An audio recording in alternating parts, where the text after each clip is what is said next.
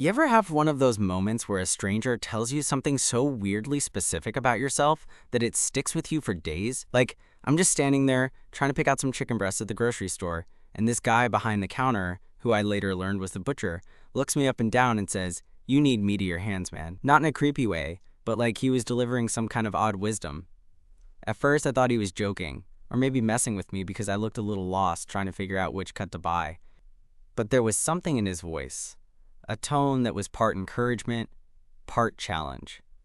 It threw me off, but somehow I couldn't stop thinking about it. So let me back up a bit.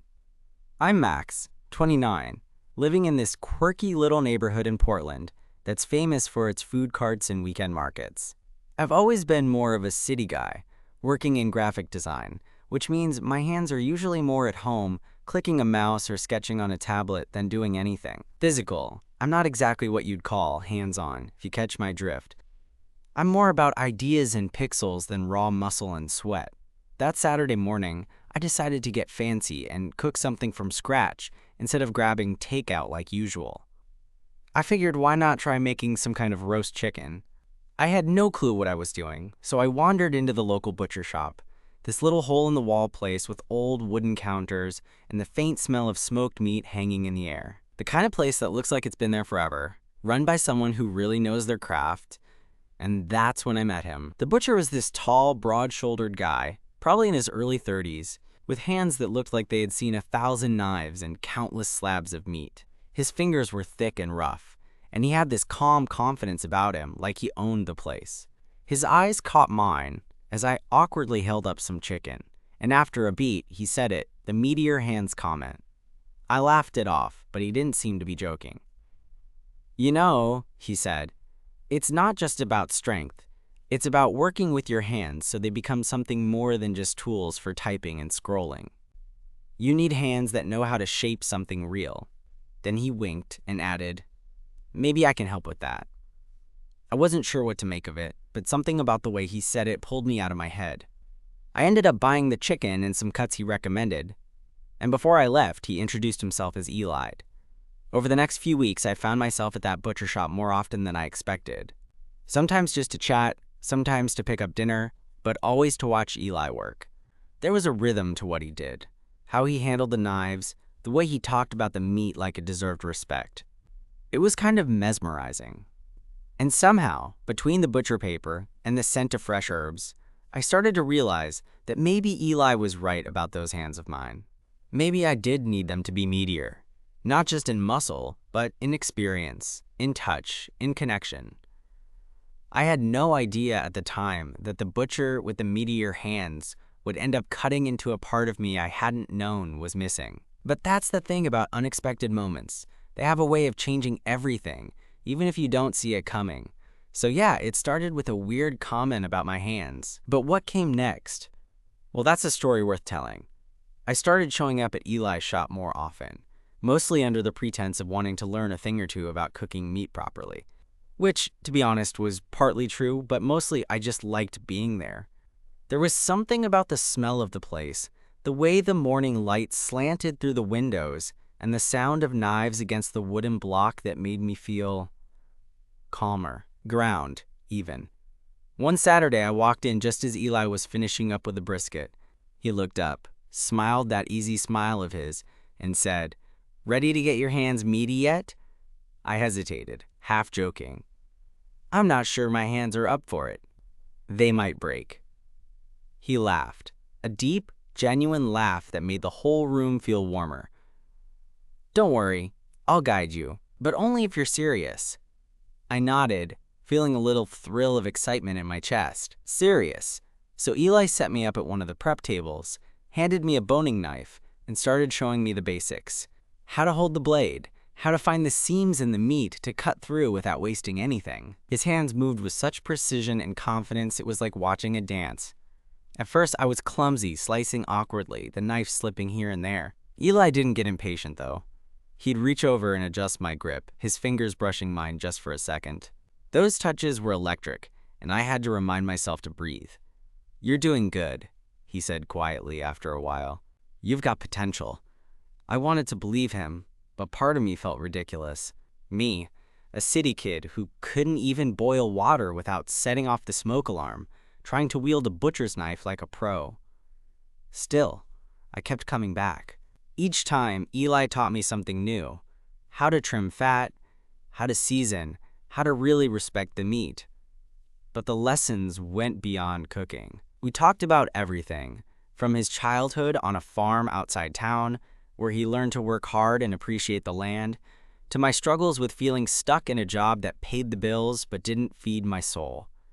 The more time I spent with Eli, the more I started to see him as more than just a butcher. He was this quiet force of nature, steady and strong, but with this softness underneath that only showed around people he trusted, and I wanted to be one of those people.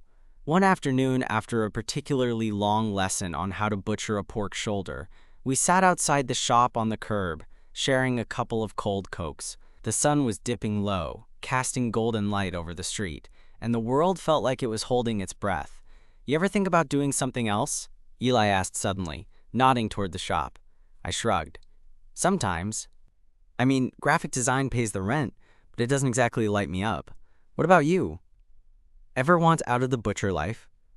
He looked down at his hands, the same ones that had teased me about being too soft, and smiled wistfully. "I love it. It's honest work. But sometimes, I wonder if there's more out there, more than just meat and knives." I nodded, feeling a pang of connection. "Yeah, I get that." We sat there in silence for a moment, the kind of silence that's comfortable, not awkward. Then he looked at me, really looked, and asked, "Why do you keep coming back, Max?" I hesitated, suddenly self-conscious. "Honestly, I'm not sure. Maybe to learn something new, but mostly, it's because of you."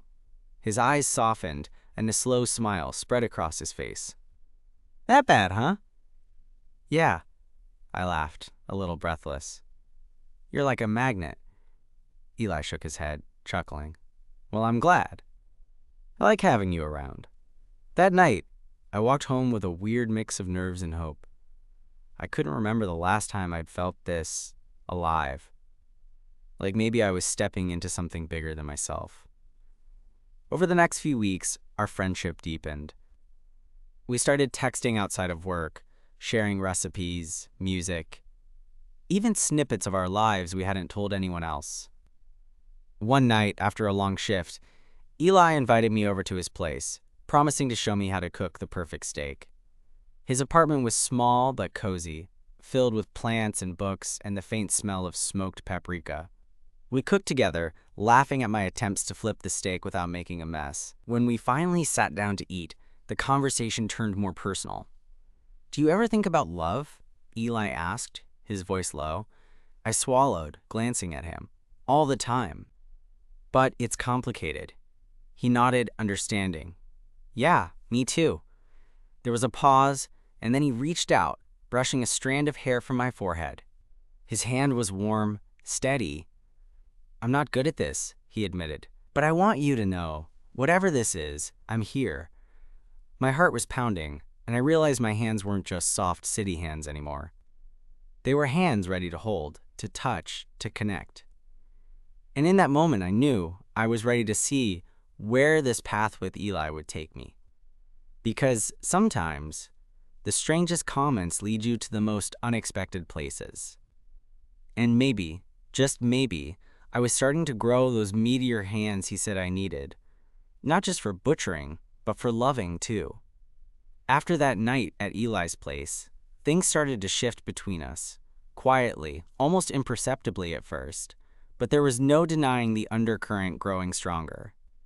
It wasn't like some sudden declaration or a big romantic gesture. No fireworks or grand confessions. It was smaller, softer. Like the way he would brush his hand against mine when he handed me a knife, or how I caught him looking at me a little longer than usual when he thought I wasn't paying attention. I found myself looking forward to those moments more than I expected. There was this strange comfort in the way he could read me without words, in how his presence made my usual anxiety about things, work, life, the future, fade into the background, One afternoon, about 2 weeks after that steak night, I swung by the butcher shop on a whim. I was nursing a rough day. My boss had dumped an impossible deadline on me, and I was feeling drained. When I pushed open the door, the familiar scent hit me like a balm, and there he was, chopping some ribs with that same steady rhythm I'd come to admire. "Long day?" Eli asked without looking up. "You could say that," I muttered, dropping my bag by the door. He nodded, setting the cleaver down and wiping his hands on his apron. "Come here. I need help with something."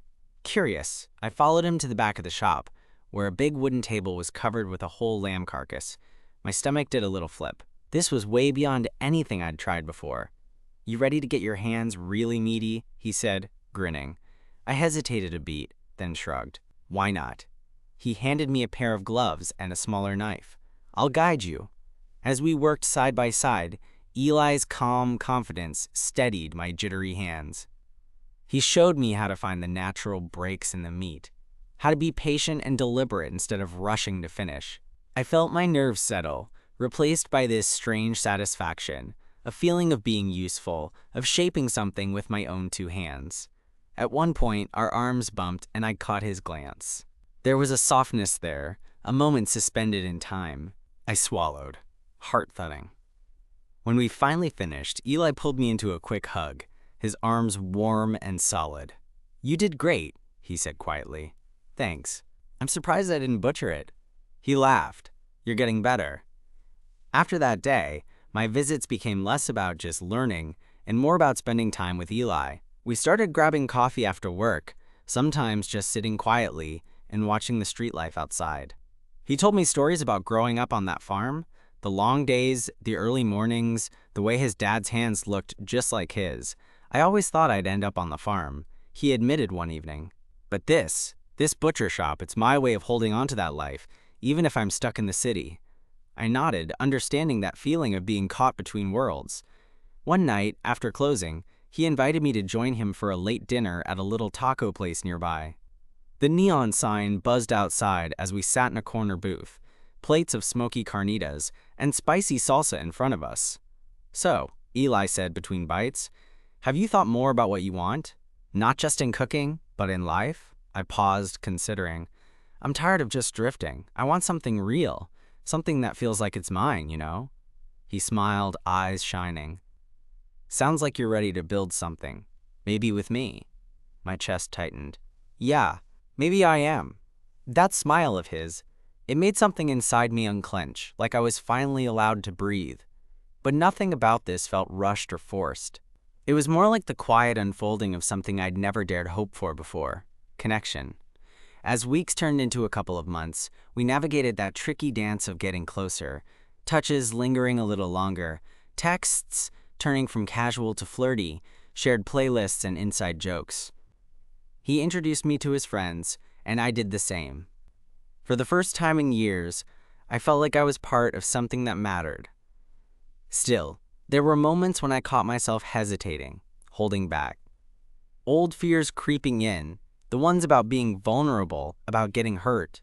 Because as much as Eli's hands were steady and sure, I knew mine were still learning how to be.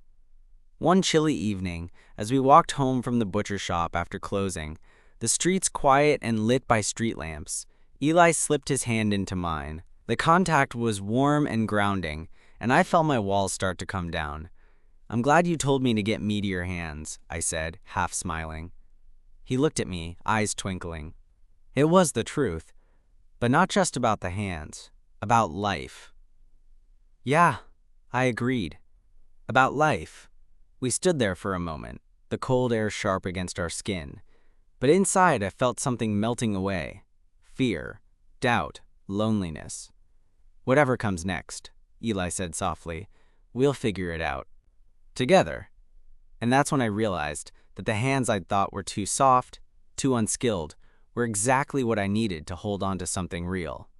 To hold on to him, because sometimes the best kind of strength isn't in how hard you can grip, but in how willing you are to open up. And yeah, I'm still learning. But with Eli beside me, I'm ready to take that leap. Meatier hands, indeed. So there we were, standing on that quiet street corner with our hands intertwined, and it felt like something was finally settling into place. Like all those random messy pieces of my life were lining up in a way I hadn't dared imagine before. But, of course, life isn't some neat puzzle you can solve overnight, right? It always has a way of throwing curveballs when you're just starting to get comfortable. A couple of days later, Eli invited me to help him with a catering gig he had lined up. It was for a small, private event, family and friends kind of vibe, and he wanted me to see what working the shop's outside hustle looked like. I was nervous but excited. This was new territory for me, and honestly, I was eager to spend more time with him, wherever it was. We met at the butcher shop early Saturday morning, the place buzzing, with the usual clatter of knives and friendly banter. Eli handed me an apron and a list of tasks that seemed way beyond what I'd done so far. "You ready to step it up?" he asked, raising an eyebrow. Born ready. I tried to sound confident but felt my stomach twist in knots. The day was a blur of slicing, seasoning, packaging, and last-minute improvising. Eli moved around with his natural authority, calling out orders and keeping the team in sync. I did my best to keep up, feeling the weight of responsibility and trying not to mess anything up. At one point, Eli came over and silently guided my hands as I struggled to carve a brisket properly. His touch was gentle but deliberate. "Relax a bit. Let the knife do the work," he murmured. It wasn't just advice about meat. It felt like a metaphor for a lot of things. Let go of the tension, trust the process. By the end, I was exhausted but exhilarated. We packed up the last of the food and loaded the van, and as we drove toward the venue, the city waking up around us, I felt a swell of pride. I was part of this team, this world. At the event, Eli introduced me to his friends and family, and suddenly I was stepping into a whole new circle. His mom was warm and welcoming, his younger sister teased me mercilessly, and his best friend gave me a nod of approval that felt like some secret handshake. The evening unfolded with laughter and music, the kind of easy connection I'd only dreamed of.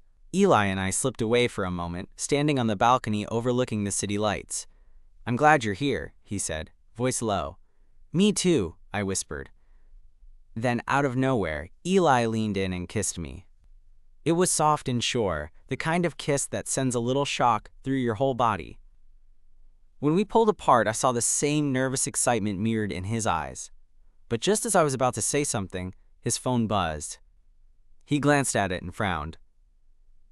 "It's work," he muttered. Something urgent came up. The moment broke, and we headed back inside. But I couldn't shake the feeling that things weren't as simple as they seemed. Over the next week, Eli got busier. The shop had a big order, and he was putting in long hours. Our texts became shorter, and our time together less frequent. I tried not to overthink it, but I felt a pang of something like doubt creeping in. One evening, I stopped by unannounced, hoping for a quick hello. The shop was quiet, the lights dimmed. I found Eli in the back, hunched over paperwork, clearly stressed. "Hey," I said softly. He looked up, surprised but pleased to see me. "Max, didn't expect you. I just wanted to check in. Maybe help out." He shook his head, rubbing his temples. "I'm sorry, man. This week's a mess. I don't want to drag you into it." I stepped closer. "Eli, I'm here, whatever it is." He sighed, then looked me in the eye, vulnerability slipping through the veneer of toughness. "It's the shop. The landlord wants to raise the rent. We might have to move or close down." My chest tightened. This place, the shop, the heart of everything he loved, was in danger. "I'll help," I said immediately. "Whatever you need." He smiled, a little more real this time. "Thanks. That means a lot." That night, we sat surrounded by butcher paper, invoices, and the muffled sounds of the city outside. We started brainstorming ideas, catering expansions, social media, community events. I realized I could use my design skills to help promote the business, and Eli's passion was contagious. As we worked side by side, our hands occasionally brushed, and I felt that familiar spark. But this time, it was different. Deeper. We were fighting for something together. A few days later, after a marathon of planning and cleaning, Eli looked at me with tired eyes and said, "You're not just a guy who needed Meatier hands. You're the guy the first want to build with." I swallowed hard, the weight of those words settling in. Me too, I said, voice steady. It wasn't about the romantic cliches or grand gestures. It was about partnership. Messy, challenging, but real. We faced the uncertainty of the shop's future head-on, but that night as I left, Eli slipped his hand into mine again. "Let's keep cutting through the tough stuff," he said, smiling. I grinned back. "With these hands, bring it on. Because sometimes, love is about finding someone who makes you stronger, even when everything around you feels like it's falling apart." And as I walked home under the city lights, I knew this was just the beginning. The days that followed were a whirlwind, but instead of feeling overwhelmed, I found myself energized in a way I hadn't been for years.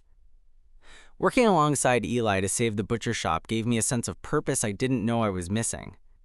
Sure, graphic design had its moments, but there was something about putting my hands, and suddenly my whole self, into something tangible that was electrifying. One afternoon, we decided to organize a pop-up event at a nearby park to drum up some community support and get the word out about the shop's situation. Eli handled the menu. He wanted to showcase the best cuts and recipes, and I took on the flyers, social media posts, even a little video to share online. We spent hours prepping, and when the day arrived, the little park corner was buzzing with people, neighbors, foodies, curious passers-by. Watching Eli work the grill, his sleeves rolled up, sweat glistening on his brow, I felt this swell of pride. He was in his element, passionate and alive, and I was right there beside him, part of the story. At one point, a kid approached the table, eyes wide, as he stared at the sausages sizzling on the grill. "Can I try one?" he asked shyly. Eli smiled and handed him a small sample. "Careful, it's spicy." The kid grinned and took a bite, turning back to us with a thumbs up. Moments like that made all the stress worth it. After the event, as the sun dipped low, Eli and I sat on the park bench, sharing a thermos of coffee and watching the crowd thin out. "You did good today," Eli said, nudging me playfully. "Not bad for a city boy learning to get his hands dirty." He laughed, then leaned back, eyes tracing the clouds. "You know, I never thought I'd find someone who gets this whole butcher life thing the way you do." I looked over at him, feeling my heart skip. Well, I didn't exactly grow up with knives and meat hooks, but I'm learning. He reached over, fingers curling, and that's what matters. Those quiet moments between us grew longer, filled with a tension that was sweet and electric. But as much as we were building something, the shop's future still hung in the balance. The landlord was firm on the rent increase, and despite our best efforts, options felt limited. One evening, after a long day of calls and meetings, Eli looked exhausted. We sat at the kitchen table in his apartment, the weight of uncertainty heavy between us. "I don't want to lose this place," he admitted, voice rough. "Neither do I," said, squeezing his hand. "But maybe this is a chance for something new. Maybe we can find a way to make it even better." He looked at me, searching my face. "You really believe that?" I nodded. "I do. We just have to figure out how." That night, we stayed up late, plotting ideas, crowdfunding, partnerships with local farms, maybe even a tiny cafe attached to the shop. The possibilities felt endless when we dreamed together. And in those hours, as the city slept outside, I realized something else. Whatever happened with the butcher shop, I wasn't alone anymore. I had Eli. And that was enough to face anything. A few weeks later, we hosted a small community dinner at the shop, a way to thank everyone for their support and show what we were fighting for. The space was filled with laughter, clinking glasses, and the smell of roasting herbs. As the night wound down, Eli pulled me aside, eyes shining. "Max, I've been thinking," he said. "About us, about what this is." I swallowed, heart pounding. "Yeah?" He took a deep breath. "I want you to be part of my life. Not just as a friend or someone who helps with the shop. I want to build a future with you." My mind spun for a moment, but my heart knew exactly what to say. "I want that too," I said softly. He smiled, relief and happiness mixing in his gaze. From that night on, things weren't just about saving a business or learning how to handle a knife. They were about building a life together, messy, uncertain, real. And as I looked at Eli, his hands rough but gentle, I knew those words from the start were true. I needed meatier hands, not just to carve meat, but to hold on to something that mattered, something worth fighting for. With him, I finally had that. After Eli said he wanted me to be part of his life, not just as a friend, but for real, I felt like my chest was about to burst. I mean, I knew I cared about him, a lot, but hearing it out loud, knowing he felt the same way, that was something else entirely. We didn't jump into anything dramatic that night. No grand declarations or promises. Instead, we just sat there, fingers entwined, the noise of the shop settling around us like a warm blanket. It was comfortable, like the start of something steady and real. The kind of thing I hadn't allowed myself to feel in a long time. Over the next few days, we started weaving our lives together in small ways. I helped Eli rework the shop's website and social media, turning it from a neglected online corner into something that actually felt alive. We planned menus, brainstormed events, and even started sourcing local farms for better cuts. But beyond the shop, we found time for the little things. Late-night walks through the neighborhood, sharing playlists, cooking together in Eli's tiny kitchen where our elbows kept bumping into each other. Those moments were quiet but electric, full of things unsaid but deeply felt. One evening, after closing the shop, Eli invited me over for dinner. He'd cooked a simple meal of roasted vegetables and pan-seared trout. The smell filled the apartment, and the way he looked when he smiled at me over the table made my stomach flip. "Try this," he said, pushing a plate toward me. I took a bite and nodded, impressed. "Wow, you're full of surprises." He laughed, the sound warm and easy. "You haven't seen anything yet."